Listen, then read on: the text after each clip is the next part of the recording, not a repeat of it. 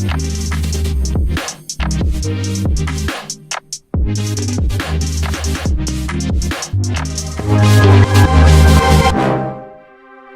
afternoon. Thank you for joining today's 15 Minutes of Inspiration. So glad to be here with you today. I'm Carla Stokes, and I am honored to serve here at New Birth under the leadership of Dr. Jamal Bryant. And we're glad that you've joined us today, family. Whatever you were doing in the middle of your day, if it's lunchtime or if you were just taking a break, we're glad that you've tuned in. Even if it's later, God has something that he wants to say to you. And we invite you to engage during this time. Let's go ahead and have a conversation. You can like, comment, share right there on your screen. It's a joy to be able to spend some time together.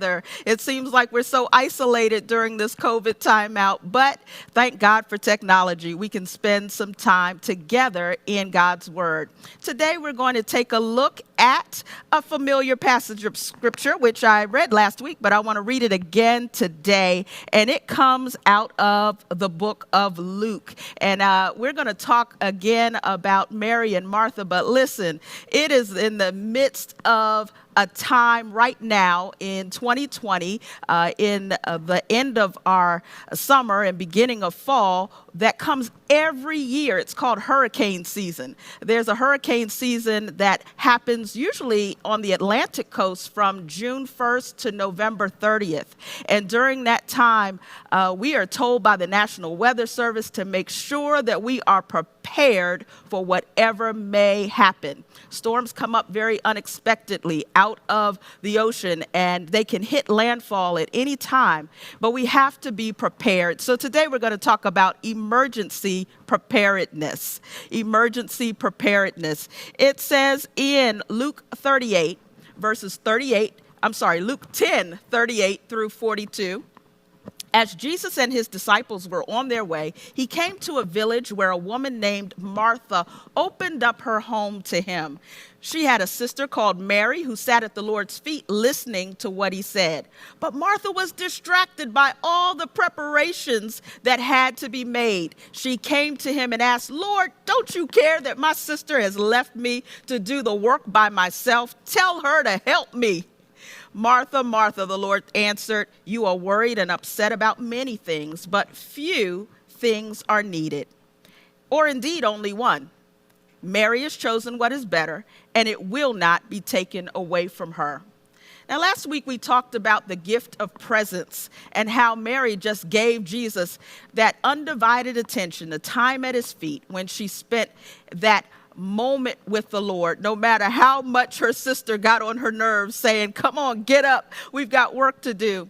And today I want to spend a little time talking about Mary. So again, from Luke, the 10th chapter, the 40th verse just says, "But Martha was distracted by all the preparations."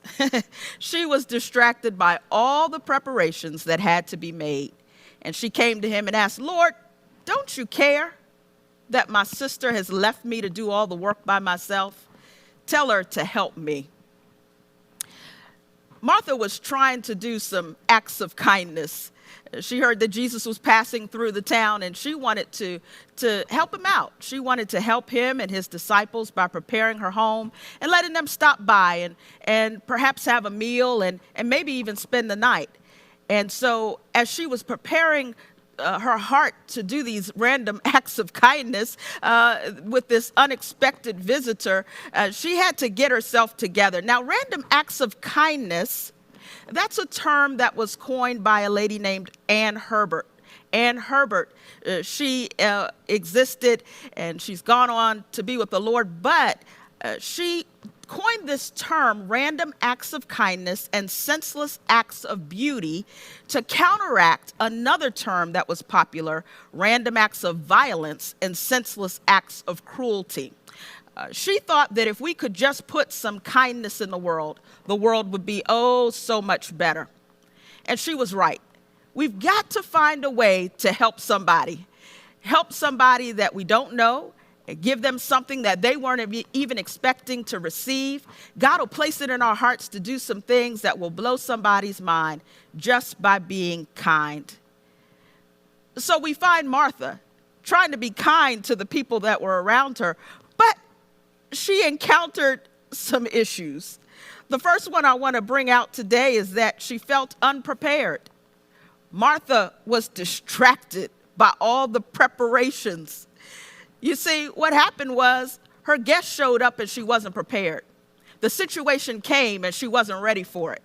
She had it in her heart to do good, but she hadn't taken the time to put everything in place to make it happen smoothly. How many times has that happened to you? I know it's happened to me many times, especially when it's a holiday. You know, it's Christmas time, it's Thanksgiving, and the family's coming over, and oh my, you know, there's so much to do to get ready for them. And before you know it, the doorbell is ringing. The family is coming in, the friends are coming in, and the table's not set, and all the food isn't ready, and you still have some things that you have to do, and you just realize you ran out of butter. Oh my goodness, somebody's got to make a run to the store. It can happen anytime where we want to give, but we haven't done what we had to do to get everything ready for that moment when it's time to give. I remember one time when we were preparing for Thanksgiving. I think I was, probably about 10 years old, and the oven went out. And my mother had to call the neighbor across the street and ask her if she could put the turkey in the oven at the neighbor's house. Sometimes you have to call for help and see if somebody else can help you out when you get in that moment because you're unprepared for the situation that happens. Well, you know, Jesus didn't make reservations. He didn't call ahead 3 weeks and say, hey, I need a bed and breakfast, and I'm bringing my boys. It's going to be about 13 of us, and you know, we eat a lot, and we'll need a lot of space. No, it was something that came up, and Martha wanted to help. So she put herself out there to help. But I want to encourage us today to make advanced preparations, even to give acts of kindness. When we fail to plan, then we plan to fail. We've got to take some time to think about how I can be a blessing. I remember a young man who used to come to church with $500 in his pocket every Sunday. He would have 5 $100 bills in his pocket. Why? Because he wanted to be able to bless some people unexpectedly. And he would find a single mother sitting with her children, and he'd pull out $100 and give it to her and just bless her. He would find an older gentleman and say, the Lord just wants to bless you today. He was very unassuming, wasn't always dressed up. No one knew that he had it like that, but he came prepared to bless. I want to encourage us today to prepare to bless. Take some time and look around and see what you've got to do to make sure you're in a position to be able to give your tithe, to give your offering. There are going to be some unexpected times when we're called on to give. And I'm not just talking about in life, but when we've already set ourselves up to be able to be a blessing, it makes it so much easier. I remember Bishop Long telling a story about how he would drive through downtown, and the men who lived under the bridge, homeless men, had come to recognize his truck. And when he would drive through, they would say, hey, Rev, hey, Bishop. And so he started keeping money in his car so that when he encountered these gentlemen, he always had something to give out and to bless them. Let's take the time to prepare ourselves to be able to give.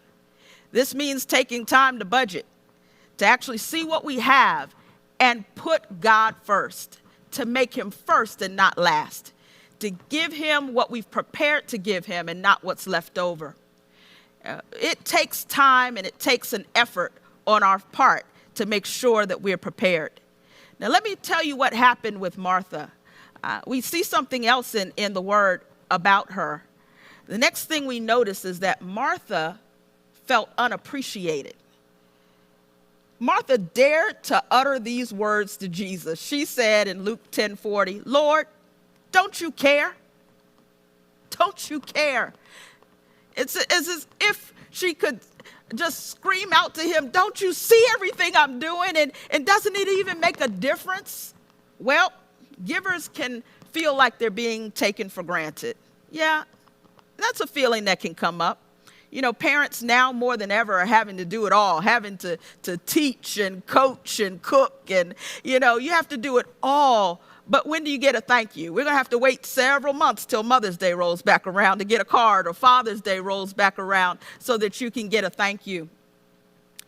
You know, it can feel like nobody cares about the good that you do. But I want you to know that Jesus does care, and it does make a difference. Lord, do you care? Yes, he cares. He absolutely cares. Sometimes he's silent, and sometimes the people around you might be silent. But he sees, and they see, they notice. And even if you don't get a thank you, still position your heart to bless. Here's the third thing that we notice in Luke 10:40. Martha felt unsupported. She said, my sister has left me to do the work by myself. Tell her to help me. Sometimes you're out there on the island, it seems, and there's nobody around to give you a helping hand. But does that change what God told you to do? Absolutely not. If God brought you to it, he will bring you through it.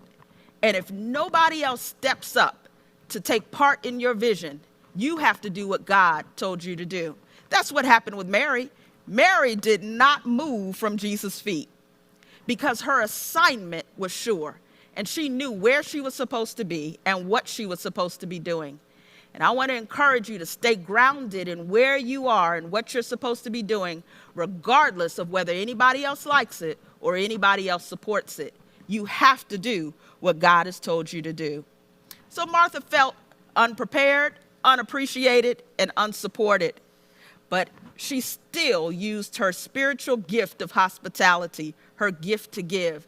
Jesus wasn't condemning her for using her gifts. He was letting her know there is something even better. There's something that I want you to put ahead of your random acts of kindness. See, everybody can do random acts of kindness. Charity, it's something that anybody in the world can do. But Christians do it from the heart of Christ. Christians, we do it because we know that we are the hands and feet of Jesus in the earth. Her fulfillment, it came out of serving others. It came out of blessing people with her talents. But Jesus wanted to make sure that her service didn't get ahead of her devotion. Never put your talents ahead of your time with Christ. But we're focused now, as we're looking at the top 10, on our time, our talents, and our treasure. And we're using our talents to even do random acts of kindness. And while there are a lot of people out there doing good deeds in this season, and we certainly want to be in that number, let's make sure we go to the Lord first and ask the Lord to prepare our hearts for what he wants us to give, who he wants us to give it to, and how he wants us to do it. We're going to be prepared no matter who comes our way, no matter what comes up. We are prepared to give to those that are around us. Well, Jesus, he's got to be the one who's at the center of our heart. He's got to be the one that motivates us to do what we've got to do to help other people. Jesus called her name, Martha, Martha. He called it twice, just empathically. He called her enthusiastically. He called her empathetically to let her know, you know, you're worried and upset about a lot of things, but there are only a few things that are needed. And this is what I want you to focus on. Mary's chosen that better part. It'll never be taken away from her. Your good will never be taken away from you. We've got to make sure that we let Jesus Christ be our guide. He's going to lead you to some random acts of kindness, I believe, today and this week. Whatever he puts on your heart to do, do it. And let's prepare ourselves to be givers. Go ahead and get that budget together and put Jesus Christ at the top of the list so we can tithe and give our offering, and we're prepared to sow. Thank you for spending these 15 minutes together as we're inspired by the Lord. I pray you are radically blessed, and that the Lord so touches your heart with compassion and opens your eyes to see those who are around you who are in need of a touch from him. And whatever the Lord tells you to do, do it.